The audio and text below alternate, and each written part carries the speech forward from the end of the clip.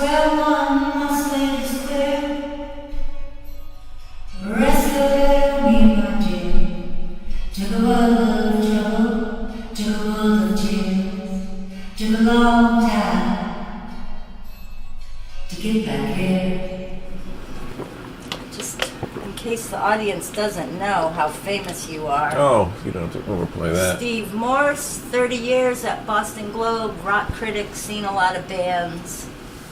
But that's not why we're here today. We're here because one of our favorites, my ultimate favorite, Tom Petty, died. So, and Steve has met Tom a few times and interviewed him. 7? Well, 7 times, mostly on the phone. Right. On July 21st, Friday night, or Thursday night, Tom Petty and the Heartbreakers played their last 2 shows in Boston. Yep. I was at both nights. You were at Thursday. Mm-hmm. So I'm going to tell you something about Friday night show, but Thursday night show, did you detect anything amiss with Tom? I detected that he wasn't moving as well as he normally does, and then I found out that he had a hairline fracture in his left hip. But you found that, like all of us, you found that out later. Later. And, you know, the recent Rolling Stone article mentions Mike Campbell, you know, at the end of the tour, congratulating Tom on his courage and his toughness and really fighting it out. Yeah, because I think the pain was a lot more than people let on. But that's the only thing I noticed. Certainly nothing that would be life-threatening. On Friday night, on the Friday night show, they zoom in on him. His hand is shaking and his lips are quivering. And I was almost in hysterics because I was like, on top of the fact that the way he leaned over and walked towards the drum riser, I was almost having a moment where I'm like, is anybody noticing this? There's something going on. Like I did, like. Well, I believe he was a smoker. He probably needed a cigarette. So, I mean, you have a. Because I was smoking too, but I'll tell you what. Well, listen. Reading into it, you know, on an extreme level, but you have a point. I did not see that. You know, the hand shaking and the. It did. I didn't see any of that on Thursday night. I think he just exhausted himself, and the fact that he ended with 3 nights at the Hollywood Bowl. You know, you can't get any higher than that. And it's a dark victory. You won and you also lost. Told us you were satisfied,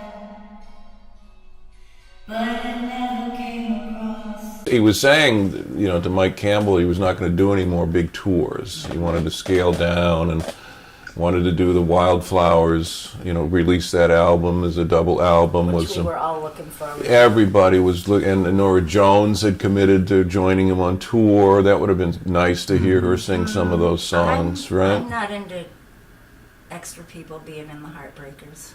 Well, I'm really not. I hate to say it, but they're a pure unit to me. But anyway, yeah, but that was a solo album, so he could kind of do what he wanted there. You know, when you think about it, I mean, it was his thing, and her voice would have melded beautifully. I mean, I was psyched. I mean, I like Norah Jones, and I think she. You know, you're a purist. You don't even like Stevie Nicks singing with Tom? Okay, so in my letter that you didn't read. I did read it. I said I'd be lying if I was shocked to. I'd be lying if I said I wasn't shocked to see 2 girls on stage during the last tour who weren't Stevie. I felt so sad for Stevie. She wanted so much to be a heartbreaker, but you told her girls weren't allowed in the band. But I knew why they were there. You were tired. She sang with them at Great Woods. She got up and did some stuff. I did see that, and I didn't like it. I like the Heartbreakers. I am a purist. That you made me realize that. Stop Dragging My Heart Around, though? You don't like that? With Stevie? That's my least favorite song in the world. No. But listen, wow. I just want to go back You are a for very serious Tom fan. I know, and that's why we're here. You don't want to because, corrupted with outside singers? I think that he's 66 years old, and look at the life he led. And I mean, even as a young boy, his father used to beat him. Probably took a lot out of him physically. Right back then, his dad was very tough on him. Bruce Springsteen's dad was tough on him, but it sounds like Tom's dad was even worse.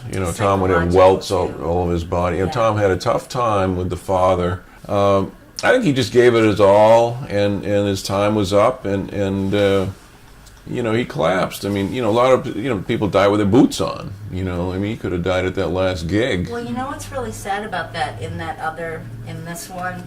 Did you read that part? Like, we all kind of know, like, I think he wanted to try out the family man life for a little while, and that just friggin' breaks my heart. Like, but I just how so? What do you mean? I mean, after this tour, you mean? Yeah, he didn't have time to enjoy it. Yeah. To his granddaughter, his daughters, his wife. Yeah. I mean, he wrote such universal songs about women, though. Listen to Her Heart. I mean, that's one of the best songs I think ever written about a woman, and he just seemed to tap into a universal consciousness, and he really, Listen to Her Heart. Yeah. He hit that lyric about, you think you're going to take her away with your money and your cocaine. And the record label tried to get him to change it to take her away with your money and your champagne. Yeah. And Tom said no, because that era was a cocaine era, and he, kept that in there, and he would always fight for his lyrics and, fight for his standing in the music industry, as we know. Nobody was tougher than Tom Petty, and standing up to businessman, and he was kept his tickets low. Yeah, he was could fought the promoters wanted golden circle seating. Remember all that crap? And Tom said no. He didn't want to play to the elite, as he called it. They would take whoever bought the last row seats. Yeah, Billy Joel would do that. Billy Joel would do that. And then he would put them down into the first two rows. Right. Yeah, well, I didn't know that about Petty. That's something that I'm learning from. I read it in your article. I don't believe I put it in there, but yeah, that's. I mean, he absolutely wanted. He's from a working class background, so he wanted that audience to be up front. He didn't want the. Sort of the Rolling Stones yacht club crowd that's up front. That's that was his consciousness. Keep the tickets low. He never did sponsorship. Nope. And he was just an absolute wonderful guy. So that's the thing. I mean, honestly, that's why someone like me can have such love for this man, because of his integrity for things like that. Like, he was the real deal. Integrity is a good word, yeah. We will never hear a Heartbreaker song on a commercial, Well, hopefully, unless, the family... No, they wouldn't. They wouldn't Well, dare. look what happened. I mean, the Beatles catalog gets sold to Michael Jackson, and then he sells, Revolution to a Nike commercial. Remember that? You never say never, unfortunately. I'm going to say never on this one, and everyone can send me letters and emails after, but I bet you anything in his will he's got something. You think he even made a will? Yeah, because he's such a smart see businessman. That's the thing about him. He's such a smart businessman. Well, he's good at standing up against the record labels, but I really wonder. That's interesting about a will. I mean, I don't know if he's a mulish businessman, stubborn, but I don't know if smart would be the exact word. I mean, a lot of people said if he was smart, he'd have put his tickets up more expensively. No. I mean, that's how the industry thinks, that he's stupid, But no, I think, I hope you're right that there's never be sponsorship, because he and Bruce Springsteen, I think, are kind of the last two that haven't done it. I mean, I tuned in the other day, I see, a Who song, being played in a Walmart commercial. And even the Ramones. Ramones are in there. It's horrible. They don't understand. Commercial. But the money's intense. But most of the musicians today, I mean, they're not making a lot of money. I mean, Petty, of course, is a big 2 nights at the Garden. You're going to make a lot of money. But a lot of them aren't. Yeah. So they sell the jingles, and to companies, because It's you know, not the records old aren't days. selling anymore. Right. The records have fallen All right, out of the you business. can soften me a pinch on that. Hey, It's listen. a pinch.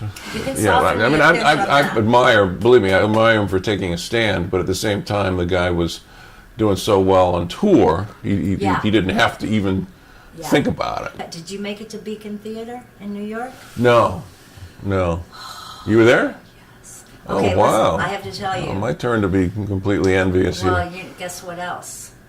We went around the back like true rock groupies do. I was basically with my camera. I love this.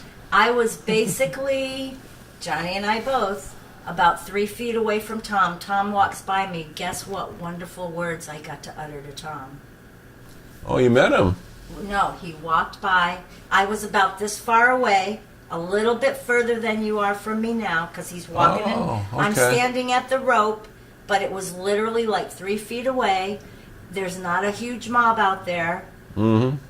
I say to Tom, so proud, Tom, you're doing it right. And he looked at me and nodded. Oh, wow. That's a moment. That's a beautiful moment. And I mean, I can't even believe that I got the most appropriate words of how I feel about Tom out of my effing Did you sort of mouth. rehearse that, or did No. that just spontaneous? Did I, That's- Johnny? sounds like Did I rehearse it, Johnny? I don't know. Johnny's our cameraman here. Because it's been my whole life. I've never wanted to meet Tom because I never wanted it to go sour. I never wanted Yeah. to have a reason to not admire him.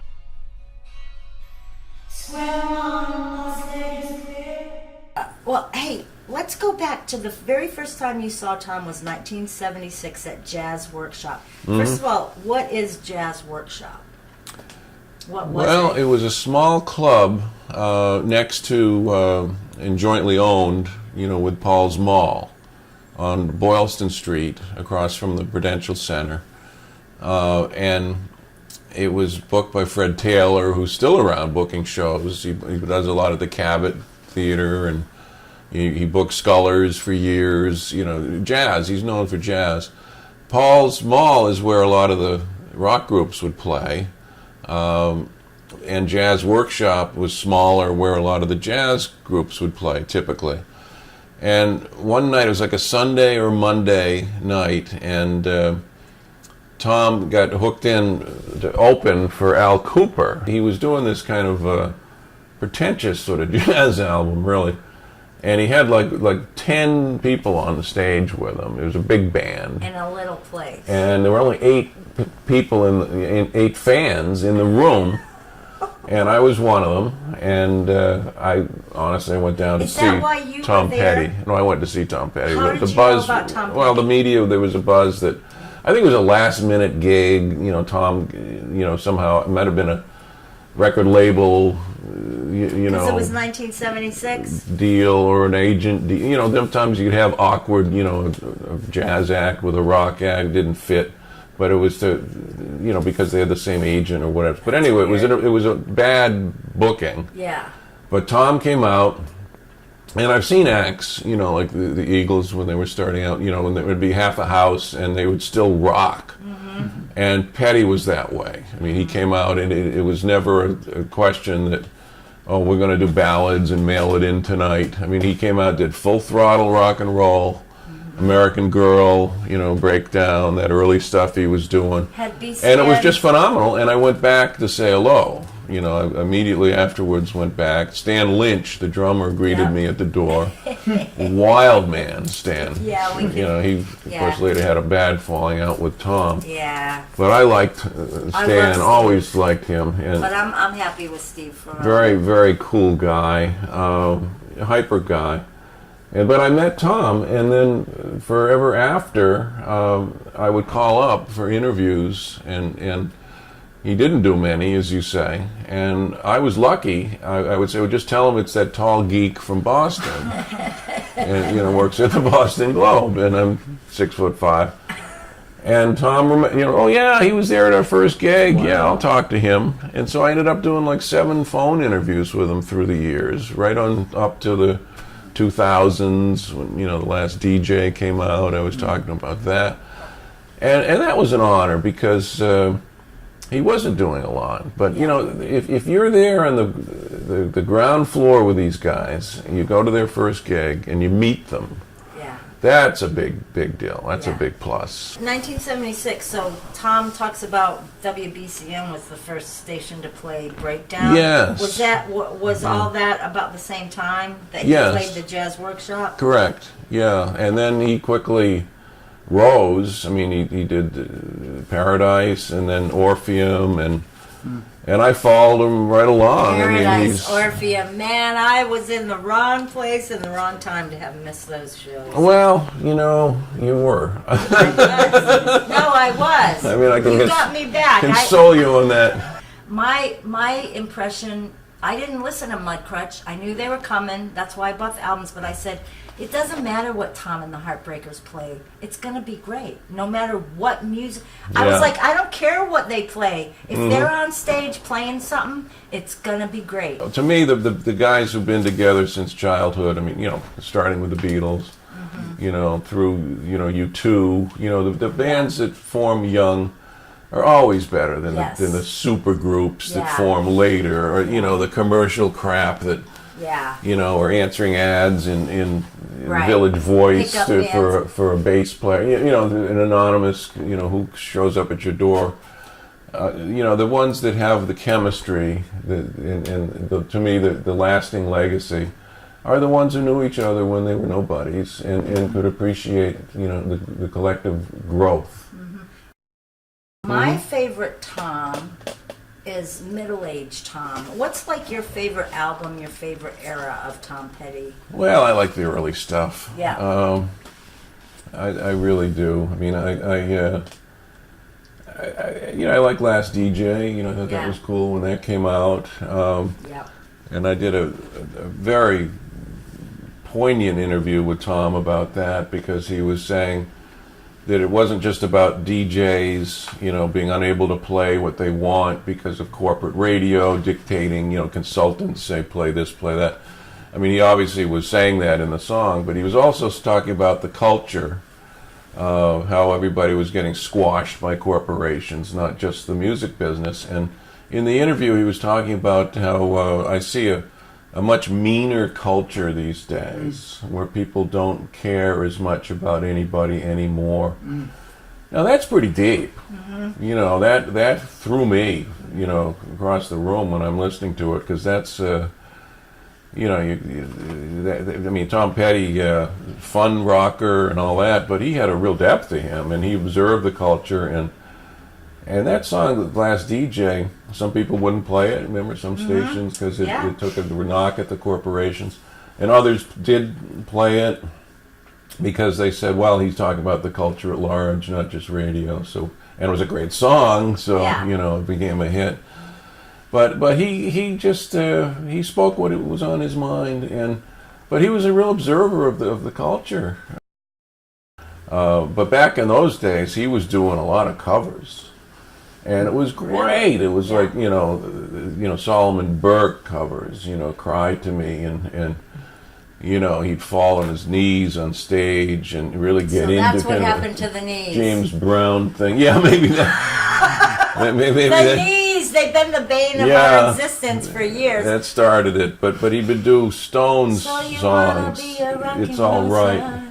Yeah, he did that. Yeah. So he wanted to be the Byrds. He loved the Byrds, as you know. Feel a Whole Lot Better. Tom used to do that. That was a Byrds song, that whole, you know, kind of Rickenbacker guitar sound, which I loved. And Tom is such a Byrds fan that, you know, Chris Hillman, the bass player with the Byrds, put out an album this year, and Tom produced it. And I have not heard it. I'm trying to get a copy of it, and I haven't heard it yet. I'm dying to hear it. But that's another thing. Tom didn't have to do that. No. He didn't have to produce. I mean, he could have probably benefited from getting a little more rest. As we see, he was just burned out at the end. But he did that for Chris Hillman, and I admire that. You know, paying homage to your roots. You know, when the Byrds were clearly his roots, and when, you know, Roger McGuinn put out a solo album, I think in the early '90s. The Byrds, you know, singer, Tom was all over it. I think Tom, you know, gave him a song or two and performed on it, I mean, that's the kind of guy he was. Yeah. And you know, with the traveling Wilburys, you know, he was Remarkable. probably the least known. I mean, how do you go up against, you know, George Harrison and Roy Orbison? Well, of course, Jeff Lynne was not that well known. He was in the Wilburys, but So some of but us he was. I was a huge ELO fan. yeah, okay, ELO. Yeah, Yeah, ELO. yeah. But yeah, he and Tom, I think, didn't they produced like a Del Shannon record Yes. together? So I think that's where Tom got to know him. I love Jeff Lynne. They I love his playing voice. acoustic guitars together. Yes. Lynn has a famous kind of bright sound Oh, on his yeah. acoustic, and Tom does too. So See, like I won't go. I can't see any music after seeing Tom. Okay, listen. yeah, now tell me about that. That's very serious. You know, all right. So after seeing the 2 shows at the Garden, Mm-hmm. the next day was Saturday. I went out in my backyard. I started mowing the lawn. I had my Tom Petty on. Did you? I started sobbing. Lawn mowing music. Wow. Well, I started sobbing. Oh wow. And when I think back to it, I hate to say it, I think I had a premonition because I was so concerned about the way he looked at the show. And here's the thing about me actually looking at Tom and having some kind of knowledge of his state of well-being. When I'm at a Tom Petty show, my eyes are very rarely open. You can ask my husband. This is me at a Tom Petty show. You know what I mean? Playing air guitar? I'm air guitar, I'm air drums, I'm air bass with eyes closed. I'm never hardly is Johnny looking. calling security? Security! Get this woman out of our row. No, and there does need to be a little Really? clearance It's like around you're me at a because Sabbath show or something. yeah, no, I rock out Whoops, hard this at the just Tom Petty slipped show. out. My point being, no one else, everyone's gonna suck. Let's talk about Mike Campbell because Tom gets all the love, but Mike Campbell is my second love. Like, what can you say about Mike Campbell? Well, I can say that you know, he's always been nice to me. There have been tours where Tom did not speak. I mean, I was lucky enough to get a lot of phone interviews with Tom through the years, but Campbell would be the backup, and I talked to him when remember the Heartbreakers backed Bob Dylan. Yes. You know, that Johnny was saw that show. 1986, I believe, at Great Woods it was called then. Yeah. He was terrific, and he was talking about how Dylan, you know, their rehearsals would just consist of Dylan going into songs and expecting the band to know them. And the band would usually pick them right up. And that's what impressed Dylan so much, you know. And Dylan also toured with the Dead, you know, and Dead backed Dylan around that time. And Really? Oh, well, I he didn't know likes, that. you know, the bands that could improvise, Jam band. could Oh, improvise. okay, right, yes. But that's kind of interesting because or Petty, his songs are very structured, and you know, compared Yeah. to the Grateful Dead, I mean, they're Yes. jamming everything, but yet the Heartbreakers know each other so well that they can easily adapt to somebody like Dylan. Quickly on Mike Campbell too. I saw him interacting with Trey Anastasio of Fish. We saw that tour with the And open. Trey opened for the Heartbreakers, and I was lucky enough to be backstage, and they met. You know, Campbell was walking around with his guitar. He seems to always walk around with his guitar, and you can tell from his playing he can do anything. Yeah. But wow, he and Trey were talking, and it was like hieroglyphics or something. I mean, you know, the two preeminent guitar players like that. You know, I mean. I'm not a gearhead guy, you know, so they were talking effects, and it was just literally unbelievable to, you know, it's a couple of mathematicians talking or something, right? And it's probably the most Mike. animated you see Mike, because he seems quite quiet. Yeah, he can be. But what I admired was when they played the Garden, these last shows that we've been talking about, Mike took their night off, and he went over to a club in Somerville, Thunder Road, and they have a Grateful Dead tribute band that plays every Wednesday called Barely Dead. A very good band, by the way. Okay. And the promoter, Benny Tucker, really cool guy, saw Campbell in the crowd and went up to him and said, "Gee, do you feel like getting up?" Oh. And Mike wasn't planning to get up. Wow. And he was there on a night off, just with some friends. But Mike said, "Well, yeah, okay, sure, why not?" He liked the band. Yeah. And he got up, and the band, of course, completely in awe. You know, have Mike. Dude, yeah. It's I've like seen having the video. God walk into the room. How that? Yeah. Even. Yeah. And the band started out slowly, you know, Yeah. backing him, and then they picked up, and it was great.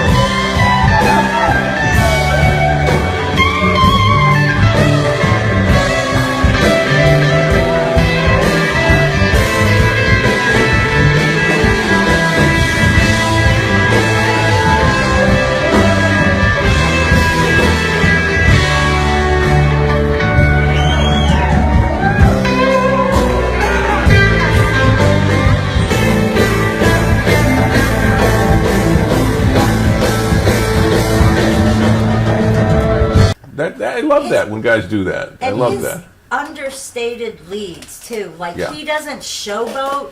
He is very in the pocket Mm-hmm. with just the most. So I have to tell you, that is the most horrible story to me because my front door is about a half a mile from that place.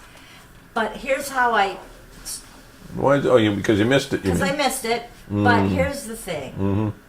It would have been too much. I would have had a heart attack if I was anywhere near Mike Campbell. So it's probably best So it's best that you kept away. because Mike Campbell to me is. I mean, Tom Petty and the Heartbreakers are a guitar band. Yeah. They are a guitar band. If you love guitar solos but not wanker guitar solos, this is the band for you. Yeah. If you like to go on a journey, Yeah, the hooks, masters of the riffs and hooks. but they yeah. also take you. That's what the live shows are. They're like every song is this like journey somewhere, and then they come back, and Tom takes his bow. Yeah. So anyway, in a couple of years, we won't have seen a Tom Petty and the Heartbreakers show. How do you think we're going to be feeling? Well, I hope you're able to go to concerts by then. I hope it's not going to be a couple of years that you're going to be in, in mourning. But I can respect where you're coming from, particularly if you had that moment when you saw him on stage where you Yeah. had a premonition that he was not long for the world. That's pretty heavy. I didn't know that's what it was, but now I do. I And we're have to both think. in black, by the way. I think we're Yeah. both in Italian mourning. There we are. I wouldn't be surprised if they go out with somebody else. Oh, And no! well, I mean, everybody No. thought the Grateful Dead was done after Jerry Oh. Garcia. Because Garcia. I mean, even. Are you I mean, for that? Well, I'm for. I mean, don't forget the Heartbreakers No. have a right to play too. Well, maybe they could get multiple singers, go out and do it as a review. Kind of like have. To pay tribute to Tom. You got to keep these songs alive, The and that's one- one thing that I believe in. Live music, Yes.